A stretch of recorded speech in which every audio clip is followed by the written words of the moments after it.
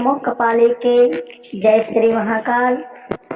ओम चैतन्य कपाले के कानिपनाथाय नमः।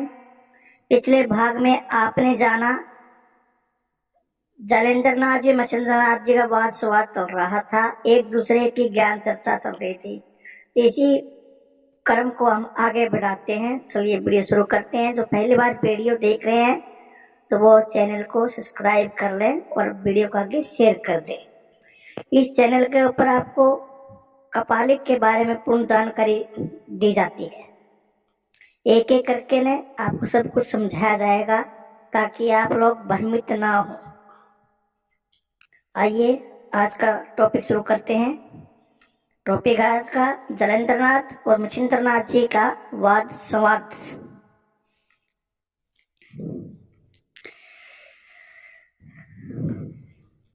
इस संवाद परिसंवाद के उपरांत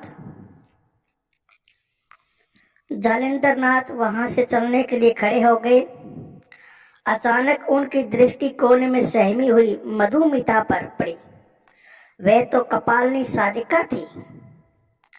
मधुमिता के गौर वर्ण रूप सौंदर्य और तराशी हुई यौवन पूरी देह को देखकर कुछ क्षणों तक उस अप्रितम सौंदर्य का पान करते रहे और अलख निरंजन अलख निरंजन अलख निरंजन आदेश आदेश आदेश आदि शब्दों का उद्घोष करते हुए कुटीर से बाहर चले गए।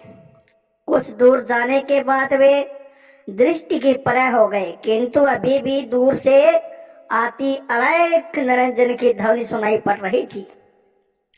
धीरे धीरे उस ध्वनि का सुनाई पड़ना बंद हो गया। कपालिक जलेंद्रनाथ के जाने के बाद मछेंद्रनाथ जी अपने कुटीर में लौट आए। कपालिनी मधुमिता इन दोनों योगियों के संवाद परिसंवाद से भयग्रस्त थी और एक कोने में सहमी सी बैठी थी। मछेंद्रनाथ ने बड़े स्नेह से मधुमिता को उठाया और अपने आलिंगन में ले लिया। कुछ समय तक वह सहमी रही, फिर योगी वक्षस्थल की उष्मा और उसके श्वास और प्रश्वास से प्रभावित होने लगी। होने वाली रागात्मक ज्वालाओं से तपने लगी। उसे अपूर्व आनंद की अनुभूति हो रही थी। मधुमिता इस अपूर्व आनंद को प्राप्त करते हुए बेसुध हो गई। योगी मछेंद्रनाथ वज्रोली मुद्रा का अभ्यास करते रहे। इस राग मध्य का पान करते हुए मछेंद्रनाथ तरुण उल्लास, यौवन उल्लास, प्रौढ़ उल्लास, ये उल्लास बताए मैंने आपको। एक तरुण उल्लास, यौवन उल्लास, प्रौढ़ उल्लास, तदंत उल्लास और उम्नी उल्लास की स्थिति पर पहुंच चुके थे। अब मधुमिता की संज्ञा लौटने लगी थी। मछेंद्रनाथ ने मधुमिता को फिर आलिंगित कर शरीर का अंतराल ही मिटा दिया और वे अवस्था उल्लास के चरमोत्कर्षण पर पहुंच गई। चरम सुख और चरम आनंद की यह स्थिति कुछ क्षणों तक बनी रही। फिर आलिंगन स्थिर हुआ। साधना से मधुमिता एक और लुढ़क गई। योगी उसके अनावृत रूप, कपालिक योगी मछेंद्रनाथ उसके अनावृत रूप और देह सौंदर्य को निहारते रहे। जाने कितनी देह यह स्थिति बनी रही होगी। कोलमत के कपालिक का मछेंद्रनाथ जी ये स्थिति बनी रही, यही सोच रहा। अब मधुमिता सचेत हो गई थी। संध्या का आगमन उसकी प्रस्थान वेला थी। उसने खड़े होकर के अपने वस्त्र व्यवस्थित किया। कपालिक योगी कोलमार्गी मछेंद्रनाथ जी के मस्तक का स्पर्श कर वहां से अपने घर की ओर चल पड़े। कपालिक योगी कोलमार्गी मछेंद्रनाथ कई मास ठहरे।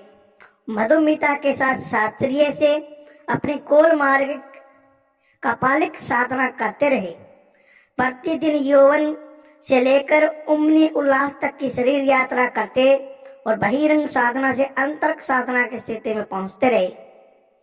इस प्रकार से मधुमिता योगी मच्छिंद्रनाथ शास्त्रीय में रहते हुए उसे 3 माह होने को आए थे। मधुमिता एक मछुआरे की पुत्री थी। मधुमिता योगी मच्छिंद्रनाथ से विवाह करना चाहती थी, लेकिन कपालिक योगी मधुमिता नित्या थी और नित्य रति की पर मूर्ति मधुमिता को अपने आलिंगन में आबद्ध किए हुए योगी कोलमार्गी मच्छिंद्रनाथ ने कोलाचार आरंभ कर दिया। आज वे शरीर की तांत्रिक यात्रा करते हुए कुंडलिनी के ऊपर अवस्थित मूलाधार, स्वाधिष्ठान, मणिपुर, आगा चक्कर को सिद्ध करते हुए सहस्त्रार तक पहुंचना चाहते थे। उन्होंने कुंडलिनी जागरण की साधना प्रारंभ कर दी।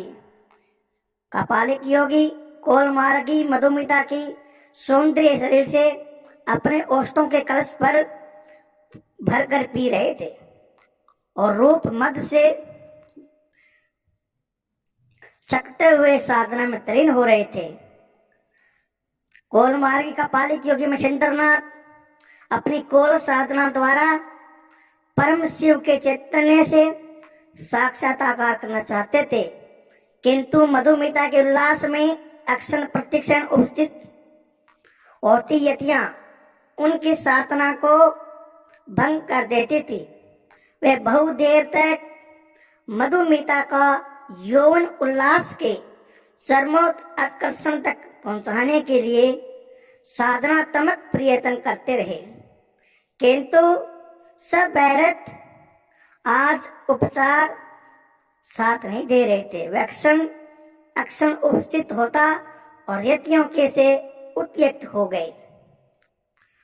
अब ये ज्ञान चर्चा बाकी जो रह गई है वो मैं अगली वीडियो में दूंगा, और हर रविवार के दिन हमारी ये वीडियो आती है कपालिक संप्रदाय के, आगे हर रविवार तक आएगी। चलता हूँ।